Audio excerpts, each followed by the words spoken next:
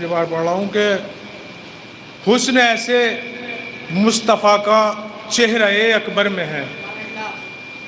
हुस्न ऐसे, तीसरा और चौथा मिसरा बतौर खास, हुस्न ऐसे मुस्तफ़ा का चेहरे अकबर में है, जैसे हैदर की शुजाअत सानिए हैदर में है। जैसे हैदर की शुजाअत सानिए हैदर में है। यूं तो कासिम ने बताया मौत शीरी है मगर, यूं तो कासिम ने बताया मौत शीरी है मगर, तीर खाके मुस्कुराने की अदा असगर में है। तीर खाके मुस्कुराने की अदा असगर में है। यूं तो कासिम ने बताया मौत शीरी है मगर, तीर खाके मुस्कुराने की अदा असगर में है। एक बार सलावत पढ़ दे, मैं बाप के हवाले से उन्वान पेश कर रहा हूँ। फरमाइश हुई एक मतलब चंद शेर हाजिर करता हूँ। क्या समझ पाएगी दुनिया, क्या है अजमत बाप की। देखिए कलाम मेरे पास दोनों है, मसाइब में भी है, फ़ज़ाइल में भी है, लेकिन मसाइब में मेरा छोटा भाई पढ़ेगा, इसलिए मैं फ़ज़ाइल बाप के हवाले से फ़ज़ाइल पढ़ रहा हूँ। क्या समझ पाएगी दुनिया, क्या है अजमत बाप की। क्या समझ पाएगी दुनिया, क्या है अजमत बाप की। मजलिसें बतलाएंगी करना इज्जत बाप की। मजलिसें बतलाएंगी करना इज्जत बाप की। शेर सुनिएगा कि बाप बेटी की मोहब्बत फातिमा से पूछिए। शहजाद भाई दूसरा मिसरा बतौर खास, बाप बेटी की मोहब्बत फातिमा से पूछिए, इनसे अच्छा कौन समझेगा मोहब्बत बाप की। इनसे अच्छा कौन समझेगा मोहब्बत बाप की। आयत तत्हीर से ये भी साबित हो गया, आयत तत्हीर से ये भी साबित हो गया, मुस्तफ़ा की लाडली बेटी है रहमत बाप की। मुस्तफ़ा की लाडली बेटी है रहमत बाप की। देखना चाहता है वो, देखना चाहता है वो बस बुलंदी पर तुम्हें। देखना चाहता है वो बस बुलंदी पर तुम्हें। नौजवान लगते जिगर होता है कुव्वत बाप की। नौजवान लगते जिगर होता है कुव्वत बाप की। किस तरह वो पालता है तुमने सोचा है कभी। किस तरह वो पालता है तुमने सोचा है कभी। काम से आते हुए देखो सूरत बाप की। काम से आते हुए देखो सूरत बाप की। एक सलावत पढ़ दें आप हजरत।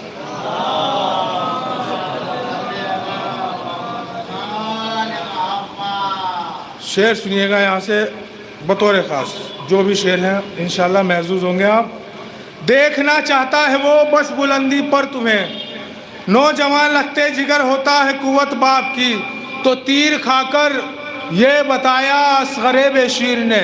शहजाद भाई शेर सुनिएगा। तीर खाकर, क्योंकि एक बच्चा जब मैदान में जाता है तो क्या हौसला रखता है। अगर हमारे बाप के सामने कोई मुसीबत, कोई परेशानी, कोई वक्त आ जाए तो हम जवान बेटे हैं, इंशाल्लाह लड़ जाएंगे। लेकिन एक बच्चे का हौसला क्या होता है देखिएगा कि तीर खाकर ये बताया असगरे बेशीर ने। मुजफ्फर भाई, तीर खाकर ये बताया असगरे बेशीर ने, वक्त मुश्किल ऐसे करते हैं हिफाजत बाप की। वक्त मुश्किल ऐसे करते हैं हिफाजत बाप की। मकसदे शब्बीर जो आज तक समझे नहीं। मकसदे शब्बीर जो आज तक समझे नहीं, ऐसे बच्चे लूटते हैं मिलके दौलत बाप की। मकसदे शब्बीर जो आज तक समझे नहीं, ऐसे बच्चे लूटते हैं मिलके दौलत बाप की। बाप के लहजे में बोली ये था पर्दे का ख्याल। बाप के लहजे में बोली ये था पर्दे का ख्याल। तुम बहन अब्बास की हो और जीनत बाप की। तुम बहन अब्बास की हो और जीनत बाप की। ज़ियारते करबो बला पे जा रहे हो तुम, अगर इतनी खामोशी से ये मिसरे सुने गए तो दुख होगा, तकलीफ होगी। ज़ियारते करबो बला पे जा रहे हो तुम, मगर साथ माँ के लेके जाना तुम इजाज़त बाप की। ज़ियारते करबो बला पे जा रहे हो तुम, मगर साथ माँ के लेके जाना तुम इजाज़त बाप की। نعرہ حیدر لگا کر ہم نے ثابت کر دیا. دیکھتا ہوں خاموش کون کون ہے. نعرہ حیدر لگا کر ہم نے ثابت کر دیا ہے طہارت ماں کی شامل اور شرافت باپ کی. نعرہ حیدر لگا کر ہم نے ثابت کر دیا ہے طہارت ماں کی شامل اور شرافت باپ کی. تم حسینی ہو اگر تو یاد رکھنا دوستو. پیغام ہے انشاءاللہ. تم حسینی ہو اگر تو یاد رکھنا دوستو، خاک میں مل جائے نا شان و شوکت باپ کی. تم حسینی ہو اگر تو یاد رکھنا دوستو، خاک میں مل جائے نا شان و شوکت باپ کی. فاتحہ خوانی کرو اور مجلس شبیر بھی. فاتحہ خوانی کرو اور مجلس شبیر بھی. شادماں ہو جائے گی ایسے تربت باپ کی. شادماں ہو جائے گی ایسے تربت باپ کی. شادماں ہو جائے گی ایسے تربت باپ کی. جانتی ہے ساری دنیا یہ حقیقت ہے شمیم. جانتی ہے ساری دنیا یہ حقیقت ہے شمیم. نیک سیرت بیٹے ہی کرتے ہیں خدمت باپ کی. نیک سیرت بیٹے ہی کرتے ہیں خدمت باپ کی. آئیے جناب انہی خوبصورت مصروں کے سائے میں آواز دے رہا ہوں اپنے چھوٹے بھائی جناب جاوید رضا زیدی صاحب کو کہ وہ آئیں اور بارگاہ مولا میں نذرانہ عقیدت پیش کریں.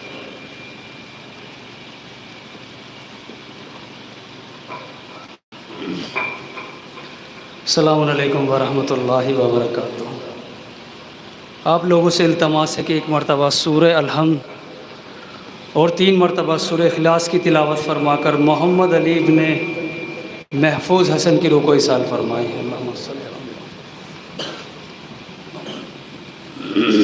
بسم اللہ الرحمن الرحیم.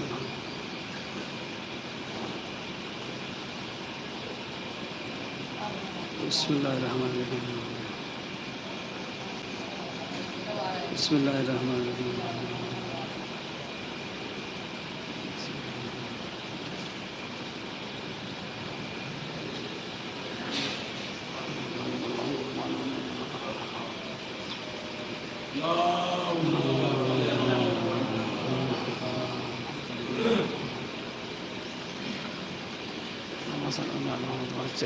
ایک بلند ترین اور سلوات پڑھ دیں حضرات.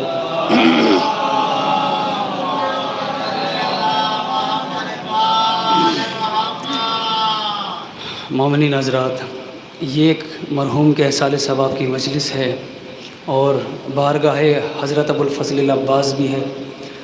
تو چاہتا ہوں کہ چند شعر امام ابوالفضل العباس کی مناسبت سے پڑھ دیے جائیں اور اس کے بعد انشاءاللہ جس کلام کا مجھے حکم دیا گیا ہے باپ کی مناسبت سے جو اکثر پڑھتا رہتا ہوں انشاءاللہ مختصر سا وہ بھی سماعت کیجیے گا.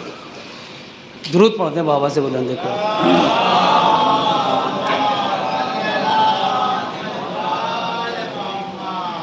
کہ کیا فضیلت ہے حضرت ابوالفضل العباس کی. لشکر شاہ کا سالار نظر آتا ہے. لشکر شاہ کا سالار نظر آتا ہے. لشکر شاہ کا سالار نظر آتا ہے. ہو بہو حیدر کرار نظر آتا ہے. لشکر شاہ کا سالار نظر آتا ہے. ہم علم کو دیکھ کر کیوں چومتے ہیں، اس کی کیا وجہ ہے؟ اس لیے چومتا ہوں پرچم عباس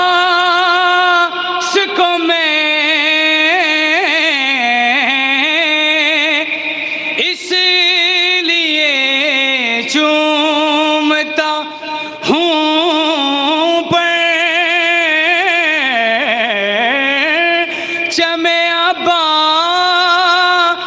کو میں مجھ کو پنجے میں علمدار نظر آتا ہے، لشکر شاہ کا سالار نظر آتا ہے۔ درود پڑھ دے بآواز بلند۔ اور علم پر یہ پنجہ ہمیشہ چمکتا رہتا ہے، اس کی کیا وجہ ہے؟ پنجہ اس طرح چمکتا ہے علم پر، دیکھو پنجہ اس طرح چمکتا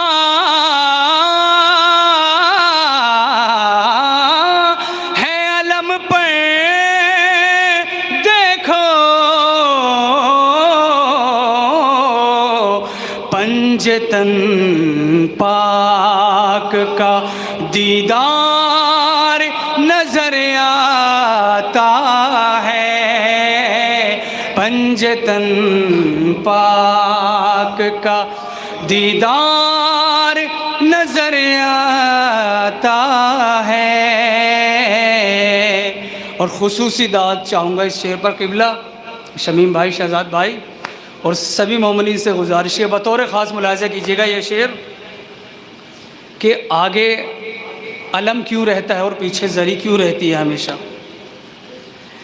ہے علم آگے جلوسوں میں، زری ہے پیچھے، ہے علم آگے جلوسوں میں، زری ہے پیچھے،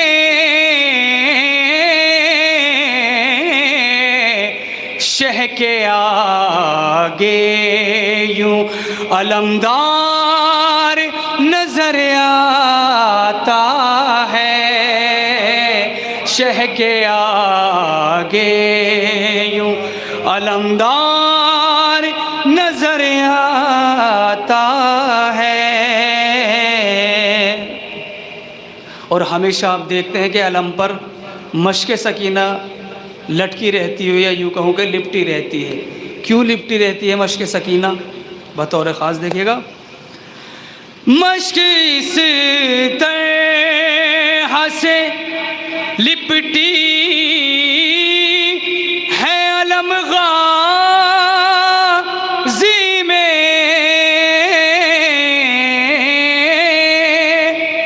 مشق اس طرح سے لپٹی ہے علم غازی میں، پیاسی بچی کا مددگار نظر آتا ہے، پیاسی بچی کا مددگار نظر آتا ہے۔ جب علم بچے اٹھاتے ہیں وہ لگتا ہے ہمیں، جب علم بچے اٹھاتے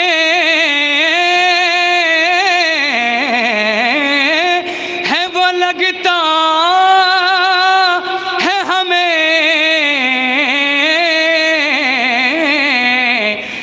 ننھے بچوں میں علمدار نظر آتا ہے، ننھے بچوں میں علمدار نظر آتا ہے لشکر شاہ کا. درود پڑھتے ہیں آواز بلند.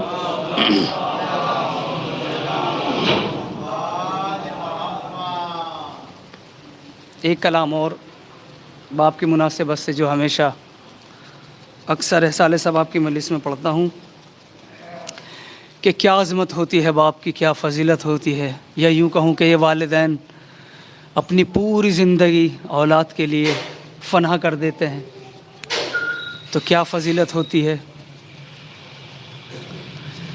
دن ڈھلے جب کر کے مزدوری رضا آتا ہے باپ.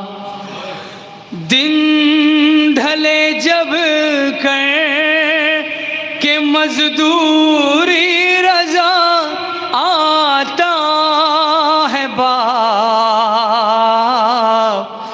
دیکھ کر ہنستے ہوئے بچوں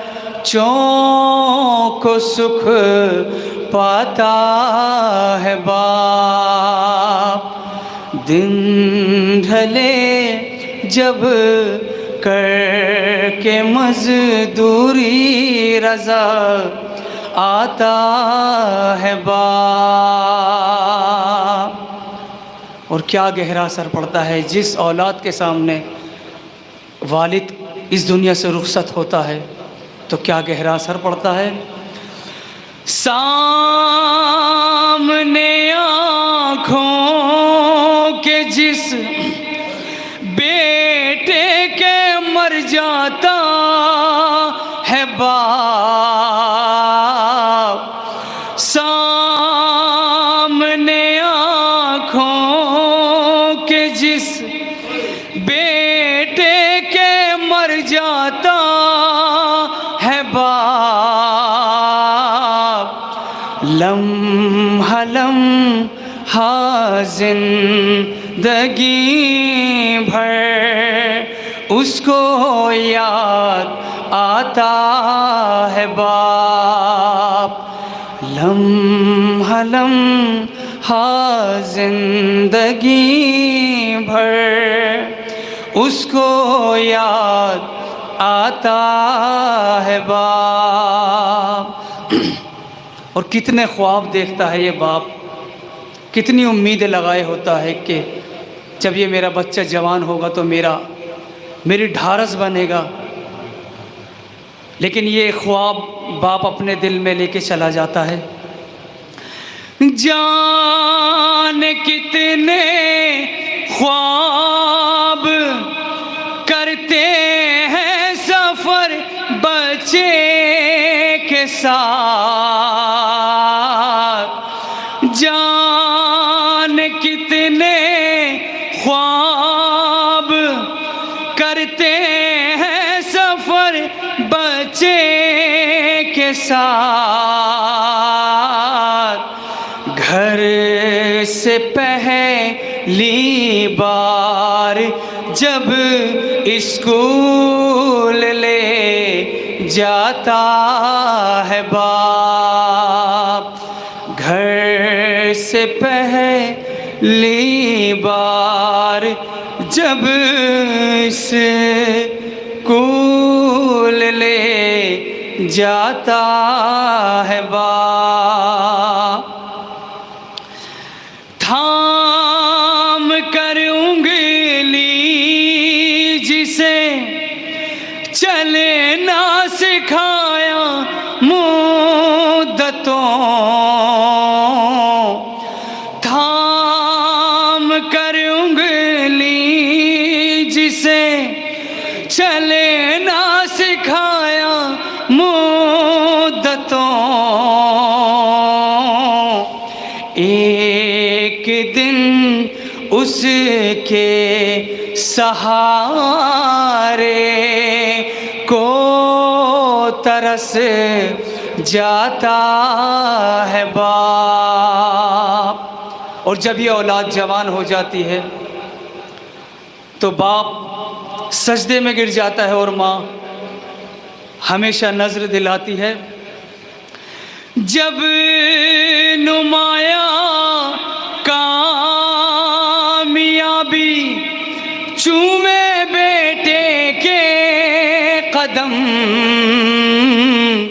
جب نمایاں کامیابی چومے بیٹے کے قدم، نظر دلواتی ہے ماں سجدے میں گر جاتا ہے باپ۔ اور زندگی بھر یہ باپ اپنی اولاد کے لیے مشینوں کی طرح چلتا رہتا ہے، نہ جانے کہاں کہاں سفر طے کرتا ہے۔ زندگی بھر چلتا رہتا ہے مشینوں کی طرح، موت کی گودی میں ایک دن تھک کے سو جاتا ہے باپ۔ روتے روتے بس یہی کہتی ہے وہ، روتے روتے بس یہی کہتا ہے وہ، ہائے حسین، جب کبھی اپنے جوان بیٹے کو دفناتا ہے باپ۔ روز عاشوراں بنا دیتی ہے ماں سقا ہمیں، ایک چھوٹا سا اٹھانے کو علم لاتا ہے باپ۔ اور شام غریبہ میں شہزادی زینب نے اپنے بابا کو یاد کیا، کیا کہہ کے یاد کیا؟ رو کے زینب نے کہا، بابا بھرا گھر لٹ گیا، جب شب شام غریباں میں نظر آتا ہے باپ۔ اور روز عاشور جس وقت امام حسین کو اپنی آغوش میں لیا، امام حسین علیہ السلام نے حضرت علی اصغر کو اپنے ہاتھوں پر اٹھایا، گلے پر تیر لگ چکا تھا، تو میرے مولا اب یہ سوچنے پر مجبور ہو گئے کہ میں خیموں میں کس طرح جاؤں، کس طرح اس بچے کو رباب کو دکھاؤں، شہزادی سکینہ کو میں کس طرح دکھاؤں اس کے بھائی کو۔ تو میرے مولا کبھی آگے چلتے ہیں کبھی پیچھے چلتے ہیں۔ کیا کیفیت طاری ہوئی امام حسین کے اوپر، کیا کہوں گا حال اصغر، پوچھ بیٹھے جو رباب، آگے جاتا ہے کبھی پیچھے پلٹ آتا ہے باپ، مانگنے آتی ہے جب دربار میں باغ فدق، غم زدہ بیٹی کو جانے کتنا یاد آتا ہے باپ۔ اور امام حسین نے جس بچی کو نماز شب میں مانگا وہ اس دنیا سے رخصت ہوئی اپنے دل میں آرزو لے کر. کیا آرزو تھی کہ میں اپنے وطن مدینے چلی جاؤں. اور شہزادی سکینہ ہمیشہ ہمیشہ پیاسی رہی، ہمیشہ یہ بچی پانی مانگتی رہی. کیا کیفیت طاری ہوئی ہے. قید خانے میں ہوا کوہرام بچی مر گئی. قید خانے میں ہوا کوہرام بچی مر گئی. خواب میں ایک شب سکینہ کو نظر آتا ہے باپ. خواب میں ایک شب سکینہ کو نظر آتا ہے باپ. اور یہ مقطع ملاحظہ کیجئے، یہ عزاداری کا صدقہ ہے جو برزخ میں رضا. یہ عزاداری کا صدقہ ہے جو برزخ میں رضا. مجلسوں میں روتے ہیں ہم اور جزا پاتا ہے باپ. مجلسوں میں روتے ہیں ہم اور جزا پاتا ہے باپ. دن ڈھلے جب کر کے مزدوری رضا آتا ہے باپ. آئیے حضرات، انہی مصروں کے زیر سائے میری گزارش ہے عالی جناب مولانا امیر عالم صاحب سے کہ وہ زیب ممبر ہوں اور اپنی پوری تقریر صاحب سبھی مومنین کے قلوب کو منور فرمائیں. آپ ان کے استقبال میں ایک باواز بلند صلوات پڑھ دیں.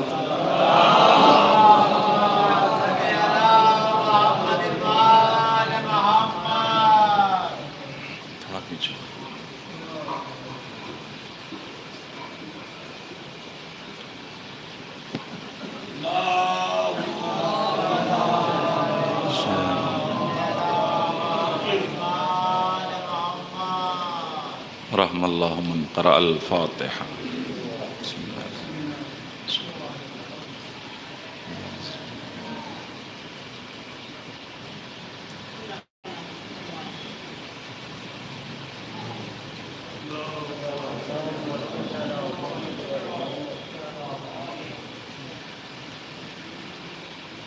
لا حول ولا قوة إلا بالله العلي العظيم.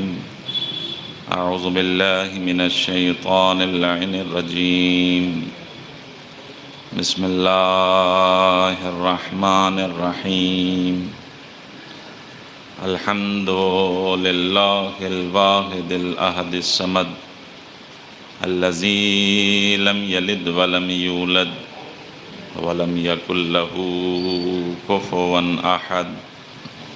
الصلاة والسلام والتحية والإكرام سيد الثقلين نبي الحرمين إمام القبلتين وسيلتنا في الدارين صاحب کعبہ قوسین محبوب رب المشرقین والمغربین جد الحسن والحسین ابی القاسم محمد وآلہ الطیبین الطاہرین المعصومین المظلومین ولعنت اللہ علی اعدائہم اجمعین.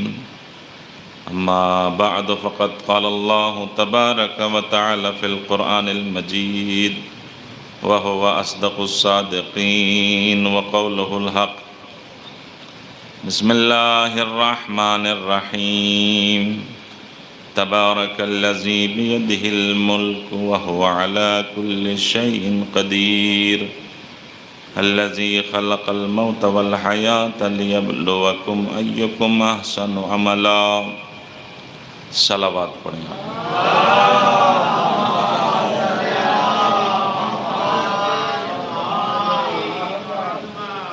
گزارش ایک مرتبہ سورہ الحمد اور 3 بار سورہ اخلاص کی تلاوت فرما کر اس کا ثواب مرحوم محمد علی ابن محفوظ حسن کی روح کو ارسال فرمائیں. بسم اللہ الرحمن الرحیم. بسم اللہ الرحمن الرحیم. قل هو اللہ احد اللہ الصمد.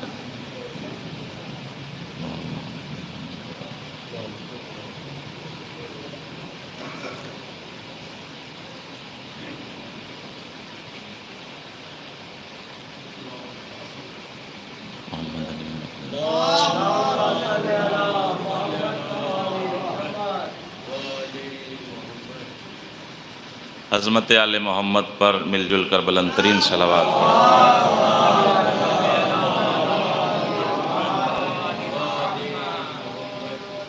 برادران عزیز و بزرگان حضرات، معزز سامعین کرام ذوی الاحترام،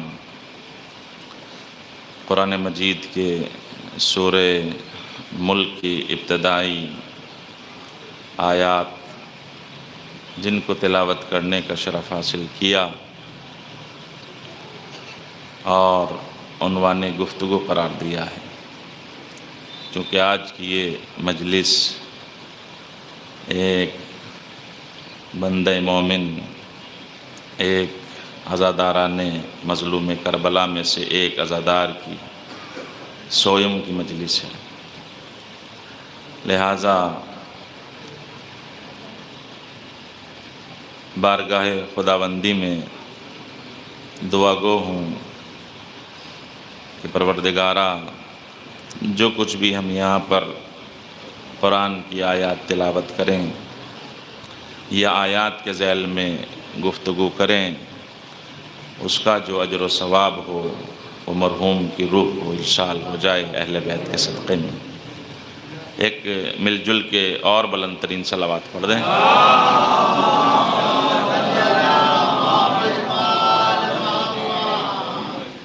پروردگار عالم قرآن مجید کے سورہ ملک کی ان آیات میں ارشاد فرما رہا ہے، تبارک الذی بیدہ الملک، بابرکت ہے وہ ذات کہ جس کے قبضہ قدرت میں یہ ملک ہے. وَهُوَ عَلَى كُلِّ شَيْءٍ قدیر، اور وہ ہر شے پر قدرت و اختیار رکھتا ہے. الذی خلق الموت والحیات لیبلوکم ایکم احسن عملا، پروردگار عالم نے موت و حیات کو اس لیے خلق کیا ہے تاکہ وہ یہ دیکھے کہ بہترین عمل انجام دینے والا کون ہے. وہ بخشنے والا بھی ہے اور باعزت بھی ہے.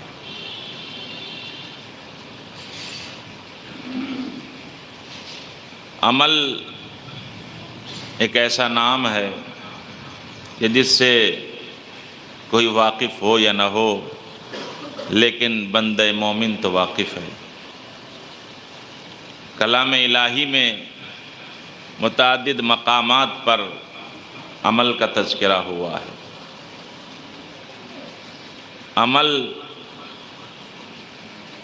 عمل صالح، اعمال صالحہ، حسن عمل، اس کائنات میں، اس دنیا میں اعمال انجام دینے والے بہت ہیں. کثرت کے ساتھ اعمال انجام دینے والوں کی تعداد بہت زیادہ ہے، لیکن حسن عمل انجام دینے والوں کی تعداد زیادہ نہیں. اس نے کثرت عمل کو نہیں دیکھنا ہے بلکہ اس نے حسن عمل کو دیکھنا ہے.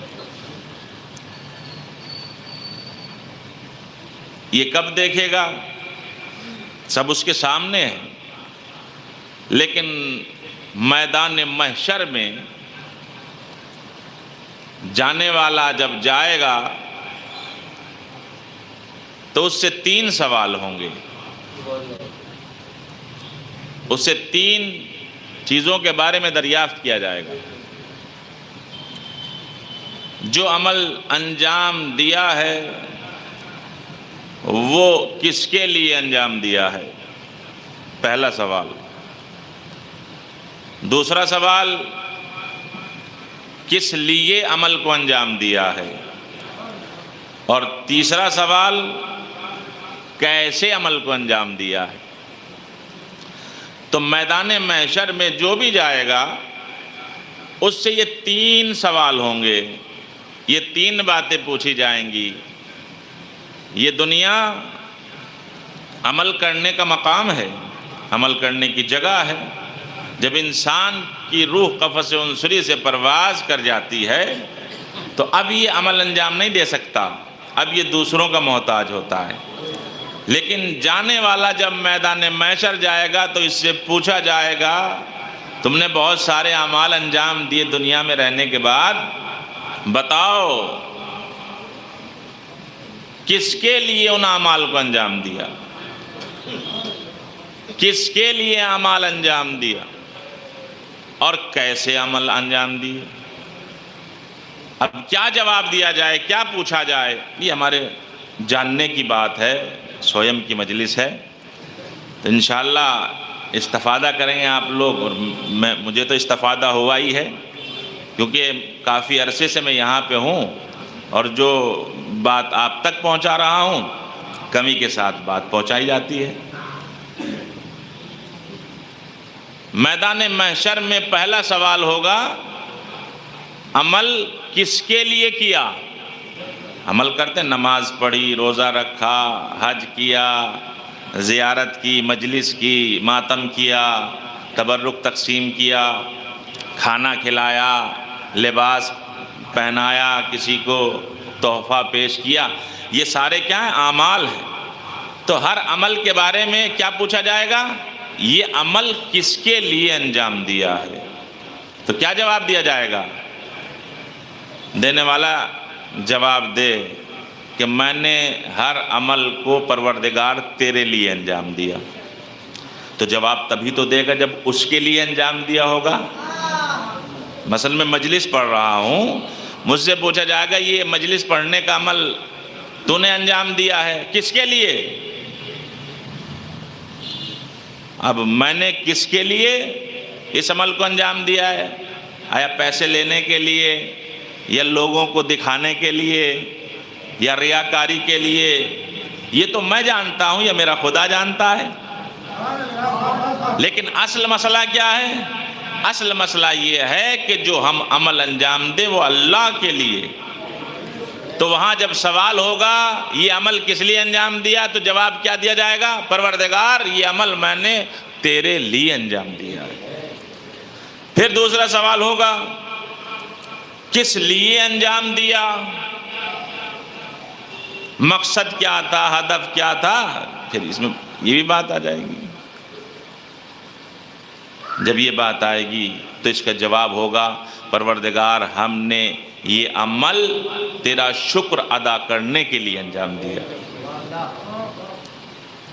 تیسرا یہ بتاؤ یہ عمل کیسے انجام دیا؟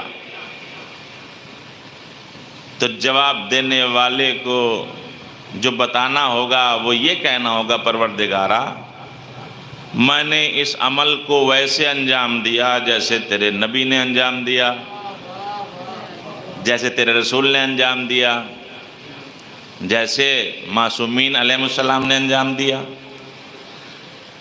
اب یہ 3 سوال ہیں اور تینوں سوال ان سے متعلق ہیں جو روز محشر اللہ کی بارگاہ میں پہنچے گا. ہر عمل کے بارے میں سوال ہوگا تو اس کا جواب اسی طریقے سے دینا پڑے گا۔ اگر اس طریقے سے انجام دیا، عمل کس کے لیے انجام دیا؟ کہ اللہ کے لیے، ٹھیک ہے جواب۔ کس لیے انجام دیا؟ شکر خدا بجا لانے کے لیے، جواب ٹھیک ہے۔ کیسے انجام دیا؟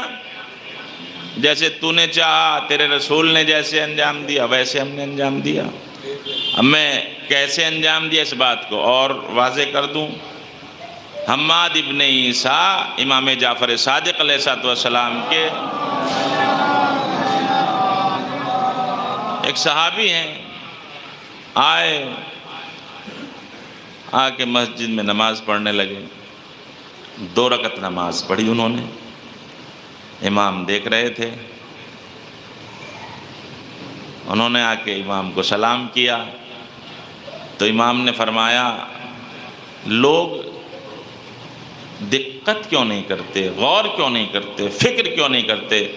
50 سال گزر جاتے ہیں زندگی کے، 60 سال گزر جاتے ہیں،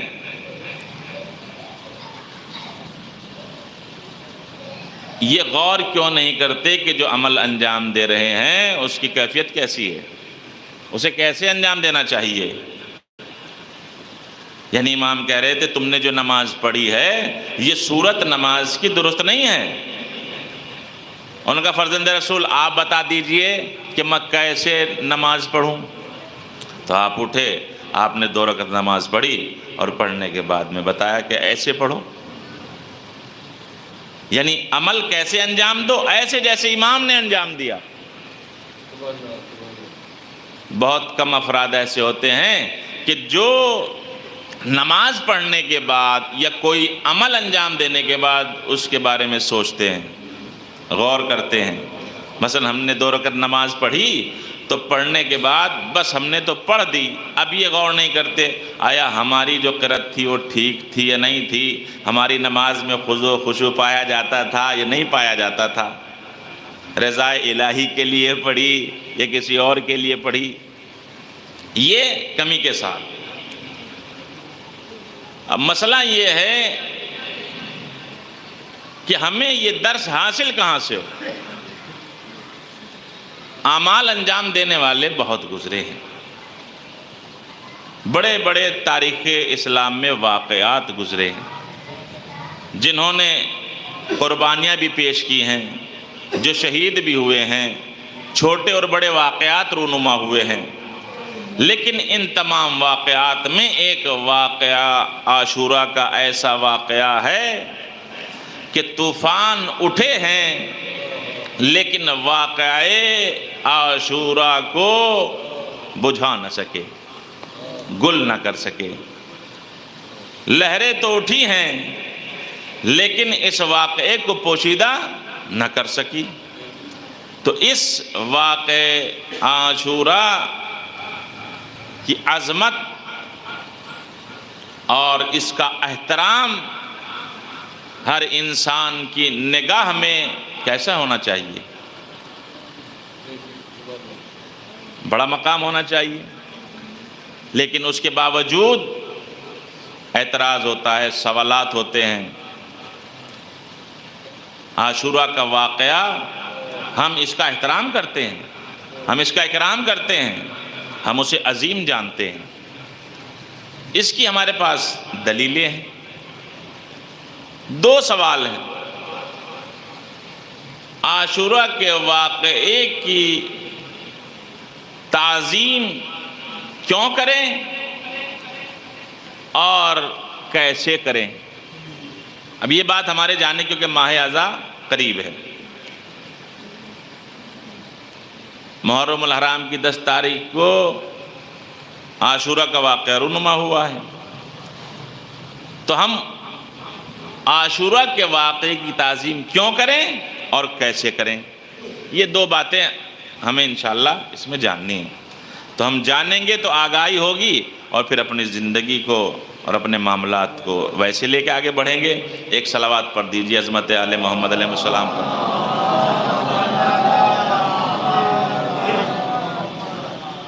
عاشورہ کے واقعے کی جو عظمت ہے وہ کیوں ہے، یہ واقعہ عظیم کیوں ہے؟ معصومین نے فرمایا کیونکہ یہ واقعہ شعائر الہی میں سے ہے۔ شعائر الہی جیسے کلام الہی میں اللہ نے مثال پیش کی ہے صفا اور مروہ کی، کہ اللہ کی نشانیوں میں سے نشانی ہے۔ مشعر الحرام کی، جہاں انسان ٹھہرتا ہے اور مٹی پہ سوتا ہے، یہ اللہ کی نشانیوں میں سے ایک نشانی ہے۔ یا قربانی کے جانور کی، یہ اللہ کی نشانیوں میں سے ایک نشانی ہے۔ ویسے ہی عاشورہ بھی الہی نشانی میں سے ایک نشانی ہے، اس لیے ہم اس کی تعظیم کرتے ہیں، اس کی تکریم کرتے ہیں۔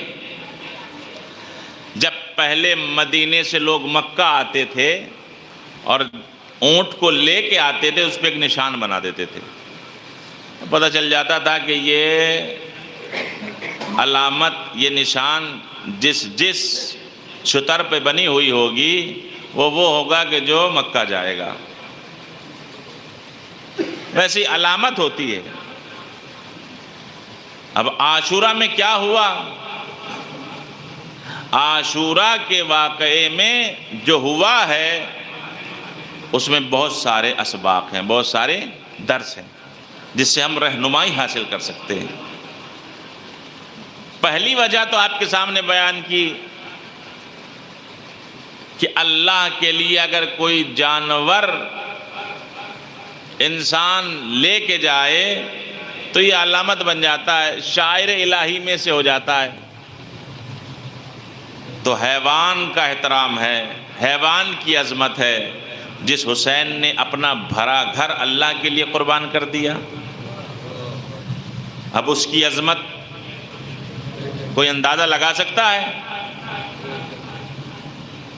عاشورہ کے واقعے سے ہمیں یہ پتہ چلتا ہے کہ یہ باعظمت واقعہ اللہ کی نشانیوں میں سے ایک نشانی ہے، اس لیے ہم اس کی عزت کرتے ہیں، اس کی تعظیم کرتے ہیں۔ دوسری وجہ یہ ہے کہ عاشورہ کے واقعے سے اہل بیت علیہم السلام کی محبت ہمارے اندر زیادہ بڑھتی ہے۔ ہمارے اور ہماری اولاد اور ہمارے بچوں کے دلوں میں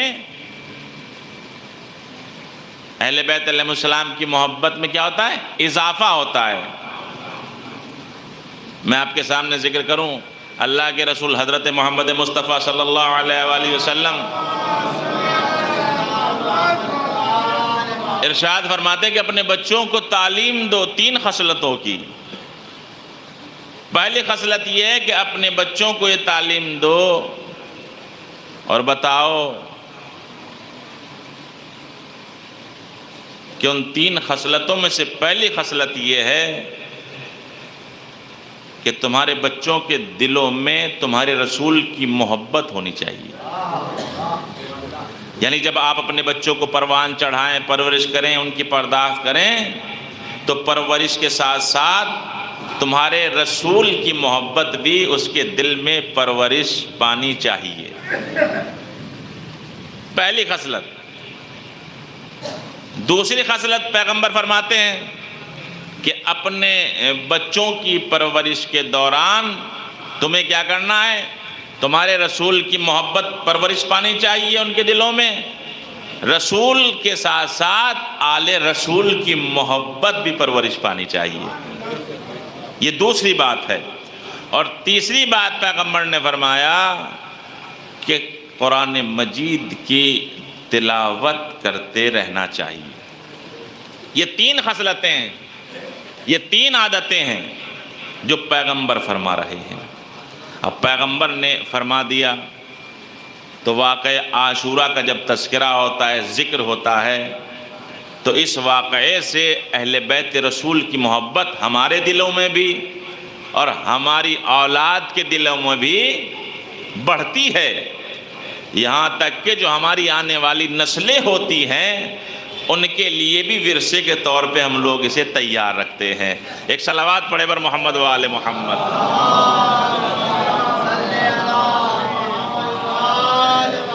مل جل کے بلند ترین صلوات پڑھنا۔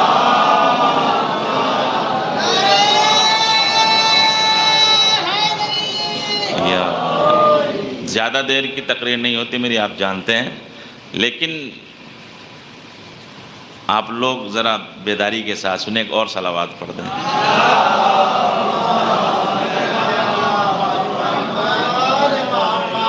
ایک بار اور صلوات پڑھ دیں۔ یا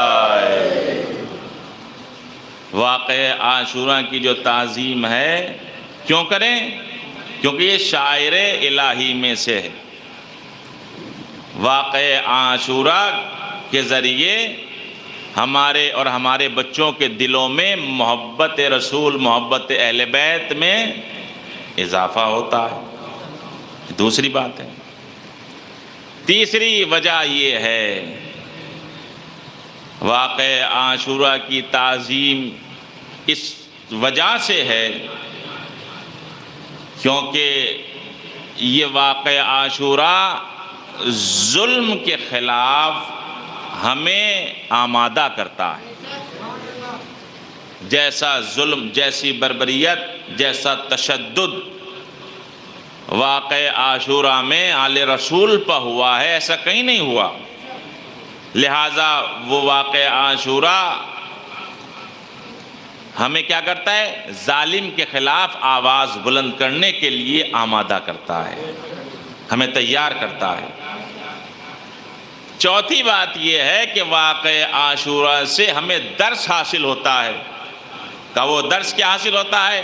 کہ عاشوراء کے روز دو کیمپ تھے، دو خیمے تھے، ایک امام حسین کا خیمہ اور ایک یزیدی خیمہ۔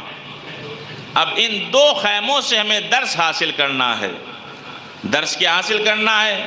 کہ امام حسین کے خیمے سے ہمیں اچھائی جو وہاں سے رونما ہوئی ہے اسے اخذ کرنا ہے، اور یزیدی خیموں سے جو برائی رونما ہوئی ہے ہمیں اسے جان کر اس سے بچنا ہے۔ اب امام حسین کے کیمپ اور خیمے سے جو اچھائی رونما ہوئی ہے اس سے ہم کیسے درس حاصل کر سکتے ہیں؟ کہ آپ ایسے درس حاصل کر سکتے ہیں، ہمارے یہاں اگر کوئی گناہگار ہے تو وہ جناب حر کے واقعے کا مطالعہ کرے، جناب حر کی زندگی کا مطالعہ کرے تو سمجھ جائے گا جیسے حر کی خطا بخشی جا سکتی ہے ویسے ہی ہماری خطا بھی بخشی جا سکتی ہے۔ زہیر ابن قین جو تبدیل ہوئے ہیں ہمیں یہ درس دیتے ہیں کہ یہ نہیں سوچنا چاہیے انسان جیسا پیدا ہوا ہے ویسا ہی دنیا سے چلا جائے گا۔ نہیں، زہیر قین کا وجود ہمیں یہ درس دیتا ہے کہ وہ جب پیدا ہوئے تھے تو اہل بیت سے دور تھے، لیکن جب مرے ہیں تو محبت اہل بیت میں مرے ہیں۔ یعنی ہمارے یہاں تبدیلی پائی جاتی ہے بچپنے میں اور مرنے میں، آغاز میں اور انجام میں۔ کوئی انسان یہ نہ سوچے کہ ہم تو دشمن کے گھر پیدا ہوئے ہیں، اب ہمارا مقام تو مثلا جہنم ہی ہے۔ نہیں، آپ اپنی زندگی کو بدل سکتے ہیں۔ زہیر قین کی زندگی کا مطالعہ کر لیں۔ یا مسلم ابن اوسجا، حبیب ابن مظاہر، یہ وہ کردار ہیں کہ جن کے کرداروں سے وفا سیکھنے کو ملتی ہے۔ نوجوان نہیں ہیں،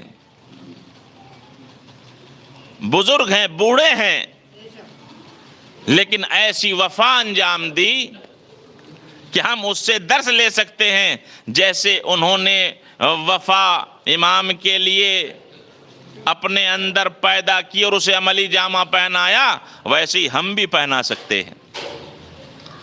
اسی طریقے سے مولا ابو الفضل العباس کا کردار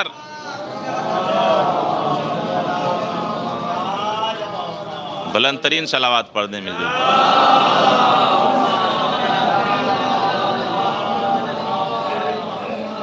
ہمیں درس دیتا ہے بصیرت کا، ہمیں درس دیتا ہے آگاہی کا، ہمیں درس دیتا ہے احسان کا۔ جیسے انہوں نے اپنی بصیرت کو استعمال کر کے اپنے آپ کو بلند درجے تک پہنچایا، ویسے ہی ہم بصیرت حاصل کر کے مولا عباس کی زندگانی کا مطالعہ کر کے اپنے مقام کو بلند کر سکتے ہیں۔ ورنہ کیسے کیسے معاملات رونما ہوئے ہیں، کیسا کیسا لالچ دیا گیا ہے۔ شمر آ گیا تھا لیکن مولا عباس نے ڈانٹ کے بھگا دیا۔ ہمارے لیے امان نامہ لے کے آیا ہے، فرزند زہرا کے لیے امان نامہ نہیں۔ تو واقع عاشورہ کی تعظیم ہم کیوں کرتے ہیں؟ 4 وجہیں میں نے آپ کے سامنے پیش کی تھی۔ اب میں آپ کے سامنے یہ ذکر کر دوں کہ واقع عاشورہ کیسے کریں، واقع عاشورہ کو کیسے عملی جامہ پہنائیں۔ حالانکہ ہم لوگ برسا برس سے عاشورہ کی رسومات انجام دیتے آ رہے ہیں، تو ہمیں معصومین نے بتایا کہ واقع عاشورہ کیسے برپا کریں، کہ مجلسوں کے ذریعے۔ الحمدللہ ہم لوگ مجلسیں برپا کرتے ہیں، اور آج ہمارا کوئی گیا ہے، ہمارا بھائی، ہمارا بزرگ، تو ہم اس کے جانے کی وجہ سے ہم امام کے غم کو مد نظر رکھتے ہیں، کیونکہ حکم ہے اگر تمہارے باپ کا دکھ تمہیں ہو، یا تمہارے بھائی کا دکھ تمہیں ہو، یا تمہاری ماں کا دکھ تمہیں ہو، تو حسین کے دکھ کو یاد کر لو۔ اگر تم پہ کوئی مصیبت آئے تو تم حسین کی مصیبت کو یاد کر لو۔ تو مجلس کے ذریعے سے ہم یہی کرتے ہیں۔ تو پہلی چیز عاشورہ کی تعظیم کیسے کریں؟ مجلس برپا کر کے کریں۔ امام بارگاہوں میں مجلس کریں، اپنے گھروں میں مجلس کریں، جہاں آپ کو موقع میسر ہو وہاں آپ مجلس برپا کریں۔ تو واقع عاشورہ ایسے کریں، مجلس کے ذریعے۔ دوسرا مسئلہ ہے زیارت کے لیے جائیں امام کی قبر کی۔ واقع عاشورہ کیسے کریں؟ مجلس کے ذریعے۔ اور دوسرا مرحلہ یہ ہے کہ آپ زیارت کے لیے جائیں۔ امام جعفر صادق علیہ السلام حالت سجدہ میں تھے، ایک چاہنے والا آیا تو اس نے امام کو سجدے کی حالت میں کچھ کہتے ہوئے سنا، تو امام حالت سجدہ میں امام کی قبر کی زیارت کرنے والے زوار کے سلسلے میں دعا کر رہے تھے۔ کیا کہہ رہے تھے؟ امام حالت سجدہ میں کہہ رہے تھے، پروردگارا اگر کسی کے پاس پیسہ نہیں ہے کہ وہ خرچ کر کے زیارت کے لیے جائے، خدارا اسے پیسہ دے دے۔ اگر کوئی مریض ہے پروردگار تو اسے شفا دے دے۔ یہ کس عالم میں؟ حالت سجدہ میں زوار کے لیے ہمارا چھٹا امام دعا کر رہا ہے۔ اگر بیمار ہے تو شفا دے دے، اگر پیسہ نہیں ہے تو پیسہ دے دے، اور اگر کوئی سختی ہے تو پروردگار اسے سختی کو دور کر دے۔ وہ آنے والا دیکھتا ہے، ان فقرات کو سنتا ہے، اور جب امام سجدے سے سر کو اٹھاتے ہیں تو آپ کے آنکھوں سے اشک جاری، آپ کے محاسن آنسوؤں سے بھیگے ہوئے۔ اتنا مقام، اتنا مرتبہ کہ ہمارا امام حالت سجدہ میں زوار کے لیے دعا کر رہا ہے۔ تیسری، واقع عاشورہ کی تعظیم کیسے کریں؟ ایسے کریں کہ جو خاک کربلا ہے اس خاک پہ سجدہ کریں۔ اور چوتھی وجہ یہ بتائی معصومین نے کہ جب کوئی پریشانی اور مشکل آ جائے تو آپ میرے جد حسین کو یاد کر کے آنسو بہائیں، حسین کو یاد کر کے، ان کی مصیبتوں کو یاد کر کے روئیں، گریہ کریں۔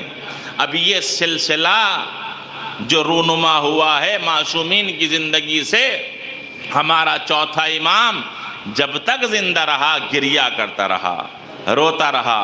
کھانے کو دیکھتے تھے تو روتے تھے، پانی کو دیکھتے تھے تو روتے تھے، کوئی جانور ذبح ہوتا ہوا دیکھتے تو روتے تھے۔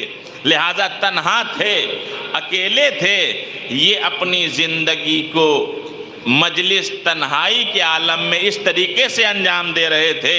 اور جب سوال کرنے والا سوال کرتا تھا تو آپ کہتے تھے میرے بابا کو پیاسا قتل کر دیا گیا، میرے بابا کو بھوکا ذبح کر دیا گیا، میرے بابا کو ایسے ذبح کیا گیا کہ جیسے جانور کو ذبح کیا جاتا ہے۔ اجرکم علی اللہ، یہ طریقہ ہمارے چوتھے امام کا تھا۔ اس کے بعد رسمی طریقہ چھٹے امام کے زمانے میں جاری ہوا۔ آپ کا چاہنے والا کھڑا ہوتا تھا، مصائب امام مظلوم کربلا پڑھتا تھا، اور ہمارا چھٹا امام اشک بہاتا تھا۔ ہمارے 8ویں امام مجلس برپا کر کے اپنے جد کو یاد کر کے روتے تھے۔ کبھی دیبل خزائی کھڑے ہوتے تھے اور مرثیہ پڑھتے تھے، کربلا کے واقعے کا تذکرہ کرتے تھے۔ تاریخ کہتی تھی، تاریخ بتاتی ہے کہ ایک وقت وہ آیا کہ شبیب کا بیٹا 8ویں امام کی خدمت میں جب حاضر ہوا تو امام کے چہرے کا رنگ بدلا ہوا تھا، امام کے آنکھوں میں آنسو تھے۔ آ کے کہتا ہے فرزند رسول یہ آپ کی کیا کیفیت ہے؟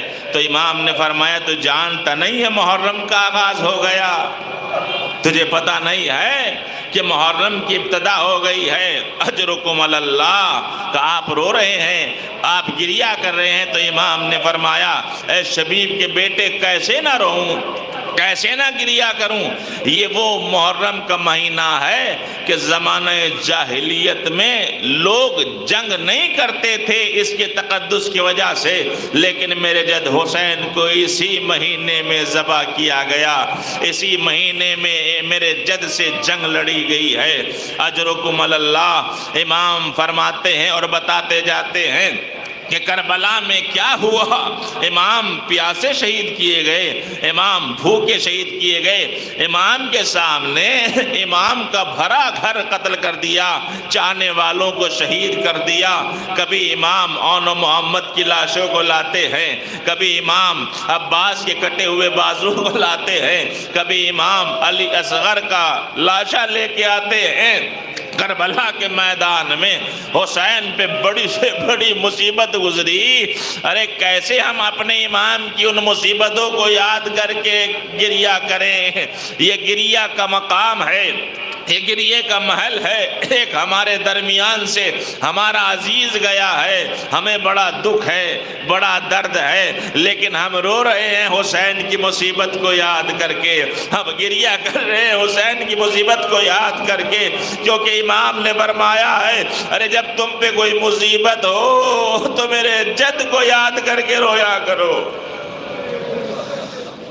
اگر تمہیں کوئی تکلیف ہو تو میرے جد کی تکلیف کو یاد کر کے رویا کرو، گریہ کیا کرو۔ اجرکم علی اللہ۔ ارے امام فرما رہے تھے شبیب کے بیٹے میرے جد حسین کو ایسے قتل کیا گیا، ایسے ذبح کیا گیا کہ جیسے جنگلی بھیڑ کو ذبح کیا جاتا ہے۔ زمانہ جاہلیت میں ایک رواج تھا، 4-6 افراد اکٹھا ہو کے ایک بھیڑ کو خریدتے تھے، اس کی پرورش کرتے تھے، اور جب وقت آتا تھا اس کے ذبح کا اسے لے کے صحرا میں چلے جاتے تھے، اس کے چاروں طرف کھڑے ہو جاتے تھے۔ اب جو جس کے ہاتھ میں ہوتا تھا وہ اس سے اس بھیڑ پر حملہ کرتا تھا۔ امام رو کے کہتے ہیں کہ میرے جد کو ایسے شہید کیا گیا کہ مارنے والے مار رہے تھے، کوئی پتھر مار رہا تھا، کوئی تیر مار رہا تھا، کوئی نیزہ مار رہا تھا، کوئی تلوار مار رہا تھا، کوئی روکنے والا نہیں تھا۔ لیکن عزیزو، جب حسین کے سر و تن میں جدائی ہونے والی تھی، ارے بہن زینب کھڑی ہوئی اس منظر کو دیکھ رہی تھی، آواز دے کے کہہ رہی تھی پسر سعد، ارے تو کھڑا دیکھ رہا ہے میرا ماجایا ذبح کیا جا رہا ہے، ارے کب تک زینب پکارتی۔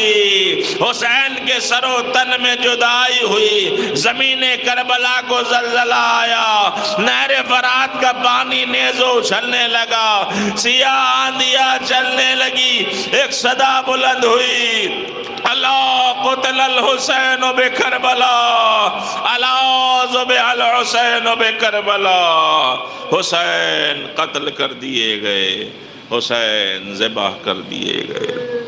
اللہ لعنت اللہ علی قوم الظالمین، سیعلم الذین ای منقلب ینقلبون۔ الہی بحق الزہرا و بالہ بنیہا، بحق طہ یاسین، بحق چہارد معصومین، پروردگارہ ہماری اس مختصر سی عبادت کو قبول فرما۔ پروردگارہ محمد والے محمد کے صدقے میں جس مرحوم کے سال ثواب کی مجلس ہوئی ہے، مرحوم کے گناہ کبیرہ و صغیرہ کو معاف فرما، مرحوم کی مغفرت فرما، مرحوم قبر کی منزل کو آسان فرما۔ پروردگارہ مرحوم کو جوار معصومین میں جگہ عنایت فرما۔ پروردگارہ مرحومین کے پسماندگان کو صبر جمیل عطا فرما۔ حاضرین جتنے بھی موجود ہیں سبھی کی مغفرت فرما، سبھی کی جائز حاجات کو قبول فرما۔ پروردگارہ پرچم اسلام کو بلند فرما، پرچم کفر نفاق کو سرنگو فرما۔ پروردگارہ زمانہ ظلم جور سے پرآشوب امام کے ظہور میں تعجیل فرما، ہم کو ان کے اعوان و انصار میں شمار فرما۔ ربنا تقبل منا انک انت السمیع العلیم۔ ایک مرتبہ سورہ الحمد اور 3 بار سورہ اخلاص کی تلاوت فرما کر اس کا ثواب مرحوم محمد علی ابن محفوظ حسن کی روح کو ارسال فرما۔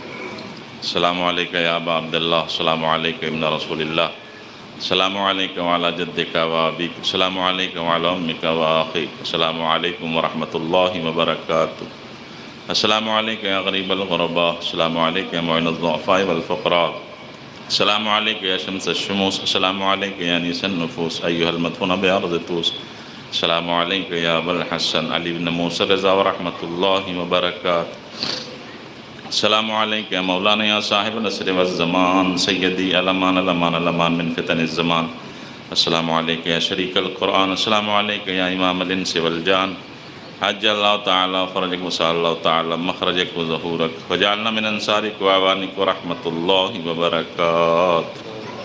سبھی حضرات سے گزارش ہے کہ فاتحہ کے لیے مرحوم کے گھر پہ چلیں اور سبھی کھانا تناول فرمائیں، اور انشاءاللہ آج رات 8 بجے مرحوم ماسٹر دلشاد صاحب کے سال ثواب کی مجلس ہوگی اس امام بارگاہ میں، کثیر تعداد شرکت فرما کر ثواب دارین حاصل کریں۔